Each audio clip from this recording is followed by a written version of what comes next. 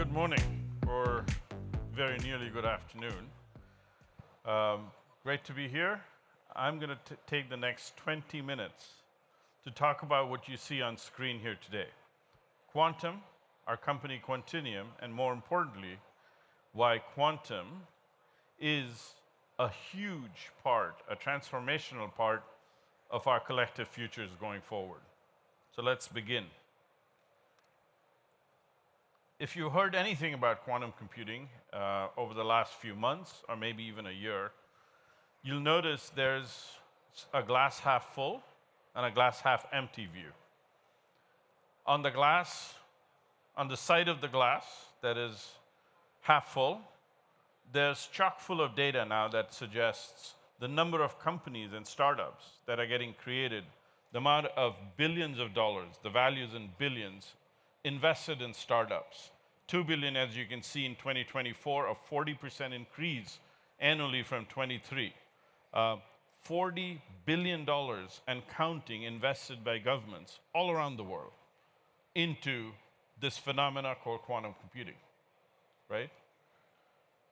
On the glass not so full, or not the good view, you've seen in the press recent comments and statements made by well-known companies and personalities in the computing business that have cast a shadow of doubt on not if, but more when is this going to have value, right? And there have been comments made about maybe it's 2 decades before quantum computing actually impacts our world. Some people have agreed with it, some people have judged it a little bit, maybe closer to 10, but it's generally driven the view that quantum computing is going to be important, but not just yet. So where do we, as a quantum computing company, as the world's largest quantum computing company, stand? And I'll take, instead of answering you directly, I will answer that question by using a quote that has actually been a guidepost for the classical computing industry for the last 30 to 40 years. And this is Alan Kay, one of the inventors of the PC, who said the best way to predict the future is quantum computing now? Is quantum computing 20 years away? Is quantum computing 100 years away? The best way to predict that future is to create it.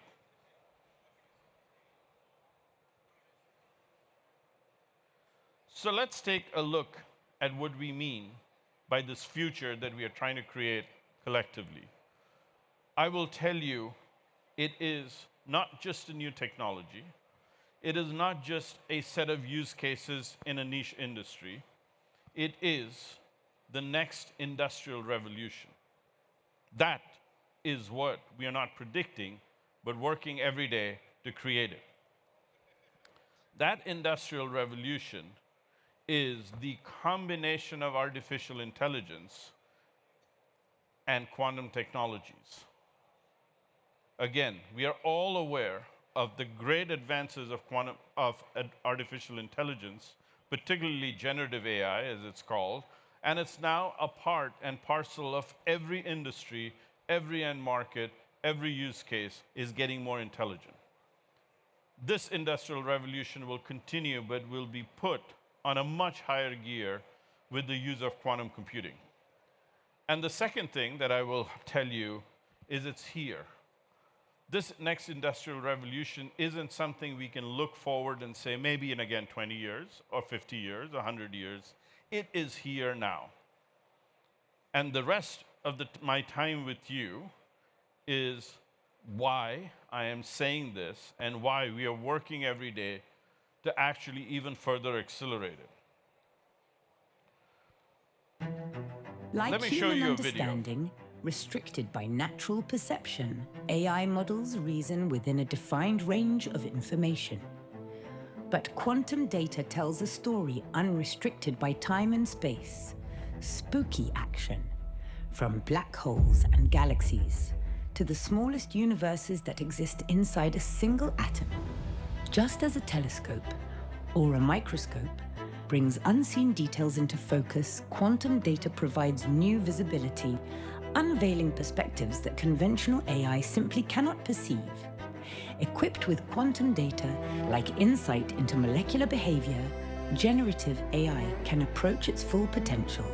Quantum data invites us to step through the looking glass into realms of knowledge previously invisible to AI and humanity alike. Through this quantum lens, AI will transcend classical limitations, gaining the capacity to comprehend, predict, and influence discoveries with remarkable precision and efficiency. With unprecedented clarity, generative quantum AI will introduce a future where technology and nature thrive in unison. So Gen Q AI. I mean, it was a great video, but if anything you got from it that I'd like you to remember is the fact that quantum computing enables that microscope, that lens of AI, to get 100, a million, in fact, unfathomable more power to look at the world, the processes in the world, the immense amount of the world that is not yet seen with classical computing techniques, and bring that into the realm of training these very intelligent AI engines, these very capable AI engines, and having them do things that could not have been done before. Could not either have been done before or could not have been done practically with a set of resources that makes the problem worth solving. Now, if you think that the video was very aspirational, it is, but let me walk you into specific things we are doing today that are great examples of Gen Q AI and bring this to how does it actually work. We announced this in the, are we looking at the right thing? We announced this a couple of weeks ago about quantum-generated data to train AI. This is the big breakthrough. We all understand that the AI engine can only do the things it's been trained on, and the quality and quantity of that data determines the outcome, both the effectiveness as well as the economic efficiency of that output. We now add to the various kinds of data that can be fed into an AI engine, whether it's text data, whether it's media, video, synthetic data created for autonomous driving and other uses. But we've never been able to create the kind of data that represents how two molecules interact. These two molecules may be two molecules of a chemical that's coming together in a reaction to create fertilizers. Or they may be two molecules that are interacting in your body to cure a disease. We've never been able to do that before. Now we can. And just imagine the power of these AI engines when they can look into these and start to make reason and start to help you predict what the next great medicine might be like. Let me give you an example of that. I'm going to use a short animation to do that. By the way, all TV screens have gone dark, so I'm not quite sure what you're seeing, but I'll come over and try to look at it with you. So this is what Gen Q AI is. If you look on the right-hand side, on the left-hand side for you, that's Gen AI. What the dots represent is all sorts of data that's been used to train the generative AI engine, the large language model that's in there. What you'll see in Gen Q AI is the addition of the quantum computer that's producing new quantum data that then it gets fed into the Gen AI engine as an augmented training set. So the basic idea is you have a computational problem. Let's say you want to understand how much energy is going to be needed for carbon dioxide to be absorbed by a certain material. This is not just a fictitious problem. This is a very important problem in carbon sequestration. Coming up with the right absorption surfaces and materials that will drive the most efficient absorption of carbon dioxide, that's a chemical reaction. Okay? Remember that. Today, we do that by looking at all kinds of experimental data, and the LLM would generally try to use very standard techniques like density functional theory and come up with its estimates of what does this material ideally like to possess. It's a trial and error method. It takes time and it's at cost. Imagine now that same LLM saying, instead of saying, I don't have that data, says, I now have a quantum computer, and I can simulate the actual quantum behavior of these molecules, right? And then with that data, understand what steps I need to make next. Where should I search next? And so that is what's depicted by having this quantum circuits being generated by the LLM. The LLM can actually say, here's the program I want you to run, quantum computer. That quantum data comes out and then is fed back in to the LLM that says, now I understand this subspace of decisions. I would like to now search for the material in this space, maybe increase the density of the molecular structure, or look for a molecule that is more friendly to high resistivity temperatures. And then come back and then say, okay, how did I do on the problem? Given the problem statement of it must cost this, or it must absorb with less than this much energy, how did I do? And this iterative loop continues, right? But instead of trial and errors, two things happen. One is the LLM actually has very specific information that is being trained on, so it's not doing a trial and error method of search. The second thing is, and this is important, the second thing is it searches a much larger space because it doesn't have to do trial and error. It's actually guided by quantum data to look, and therefore it has the time and the resources to look across a much broader space, and therefore find solutions that would have otherwise been ignored. And that is a very critical part of what quantum Gen QAI does, is either gives you solutions far more effectively and efficiently, or it gives you solutions that would have otherwise never been found. So that is the idea of Gen QAI, and it can only happen if you have a quantum computer that cannot be simulated. Because if you have a simulated quantum computer, and up until now, a quantum computer could be simulated. You could take a laptop and simulate a 10 or 12 qubit quantum machine. You can no longer do that from about the middle of 2024 when we introduced the H2 quantum computer, the world's highest performing quantum computer that cannot be simulated even with infinite amount of classical resources. The importance of that is it is now generating data that you could have never had before on these complex molecular processes or other kinds of applications. So what other kinds of applications? Let's go look at it. Biology. We look at cellular genetics, personalized medicine, all of these areas that are fundamentally driving an increase in the effectiveness of how we deliver medicines, how we create medicines and take them to market and solve societal problems. The next one is around revolutionizing energy, right? Search for green energy sources, hydrogen as a fuel, creating energy from biomass and other kinds of organic substances, green energy, more ecologically friendly and sustainable refrigerants, even food security in things like ammonia and fertilizer creation. The third area is around finance. It's a very, very interesting area where this is no longer about molecules, but think of very, very large systems. That could be a system that's you're using to do fraud detection or anomaly detection in a very large connected graph. Reducing the amount of compute you need, or being more effective in searching through quantum algorithms in the subspace and generating this data. The last is around cybersecurity. Many people have actually first heard of quantum computing because of cybersecurity, and it continues to be a very, very important part of our economic, industrial infrastructure, and the need to protect it with post-quantum safety. So all in all, that's why it is not about just one application or a set of applications. It is truly the next industrial revolution because it takes AI from gear 1 to gear 3 and lets it attack problems that we couldn't have thought about using AI for before. So with that,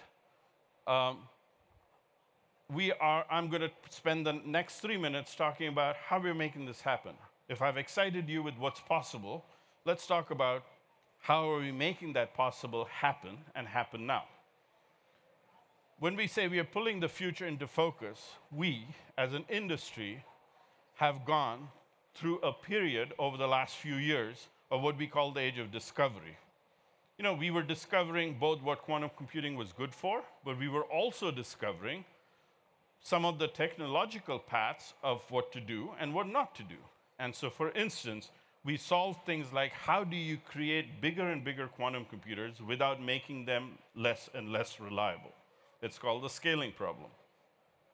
We are now in the age of acceleration with our current generation machines, particularly system model H2, and the Helios machine that we are going to be introducing second half of this year.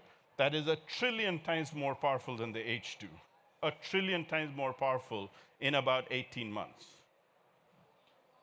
And so now we are on an age of acceleration. We are accelerating the technology and we are accelerating the use cases that actually that technology can enable.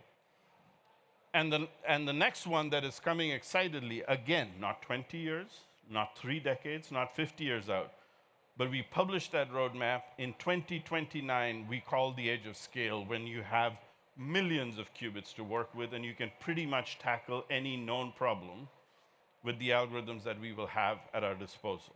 So again, the industry has moved from the age of discovery to where we are accelerating the capability and no longer just experimenting with, could this work or could that work?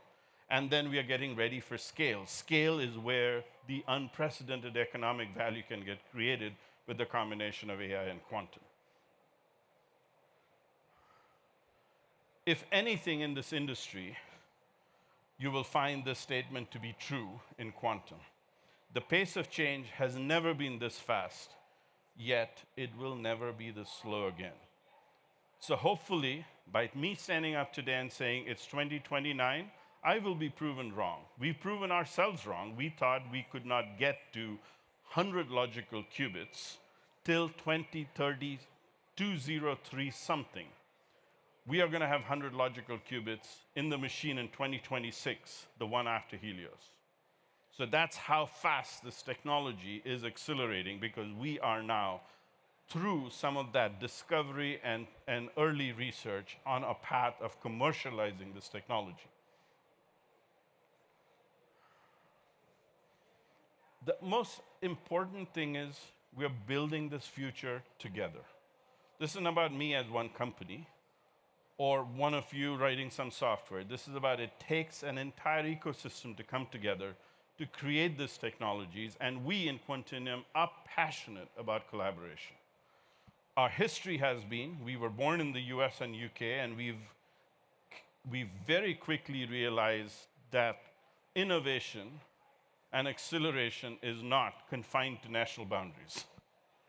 And so we've announced around Singapore a very big effort around computational biology. In Japan, we actually have one of our machines, and that is driving a number of research areas in everything from basic research to applied research. And we are very deeply intentioned on bringing that to Qatar. We see a tremendous opportunity, a transformative opportunity, given Qatar's resources, given Qatar's interesting opportunities around energy, around financial systems, around biology, medicine, pharma, chemicals, anything that I've been talking about, to be a leader in this space for the next industrial revolution. We announced in November 2024 an MOU to partner, to start this partnership. It was around starting to work with HBKU on certain research areas, on use cases, particularly how quantum computing could be applied, and also building the workforce, right? Being able to create the next generation of quantum users, of quantum programmers. And we're going to expand that. We're going to expand that in these areas, and we are committed to partnering to continue to deepen and accelerate these relationships in Qatar, particularly, and in other regions of the world as well, because we build this world together, and together we can accelerate this next industrial revolution. Thank you.